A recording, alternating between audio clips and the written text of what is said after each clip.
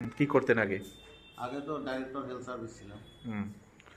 তো মানে প্রতারণা যে আপনি হলেন, মানে কিভাবে বুঝতে পারলেন আপনি এই তো বিষয়টা? এখন যখন তখন ধরে না তখন বুঝলাম যে আর কত টাকা নিল আপনার তো করে? 68 লাখ। 68 লক্ষ টাকা। মানে কাউকে কি চিনতেন? না না, কাউকে।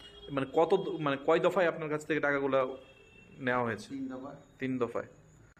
কয়দিন ধরে আপনাদের সাথে তাদের কথা চলছিল? 3 তারিখ আর তারা রবিবারে বিকাল থেকে হুম। আজকে সোমবার, মঙ্গলবার, এই যে এই বুধবার। বিষয়গুলো কি আপনার পরিবার জানতো? না মানে প্রথমত না না, তারাই তো বলে দিচ্ছে কাউকে জানাবেন না, পরিবারেও জানাবেন না, আপনি মিসেসকেও জানাবেন না। তাইলে কিন্তু আমাদের ইনভেস্টিগেশনে মানে নানা রকম অসুবিধা হতে পারে। আর লিক আউট হয়ে গেলে অনেক সময় এরকম এরকম মার্ডার হয়েছে, খুন করছে, কারণ এরা তো ক্রিমিনাল। এরা আপনার মানে আপনাকে কিভাবে, মূলত কিভাবে আপনাকে ফাঁদে ফেলিয়েছে?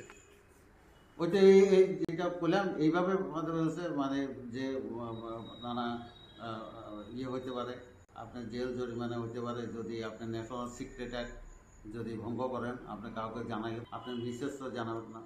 এবং আপনার মিসেস জানালে অনেক সময় তারা টেনশানে হয়ে অনেক কিছু করে। তার ফলে কী হয়, এইসব কেস যখন লিক আউট হয়ে যায় তখন যেই আপনি কি এমন কোনো কেসের সাথে কি জড়িত ছিলেন আগে? না তো তো আপনি এত ভয়ভীতি মানে থাকার কারণ কি? কারণ এটা তো ওই যে বললো যে ফ্যামিলি, ছেলে মেয়ে এটি কোনো দিতে পারে। এবং আপনারও এরা করতে পারে। তখন তো আমাদের আজকে থানায় এসে মানে কি কি কি করলেন থানাতে? আজকে থানায় এসে তখন এটা রিপোর্ট করলাম, এইভাবে করে টাকা মানে করছে। এখন এই জানাইলাম।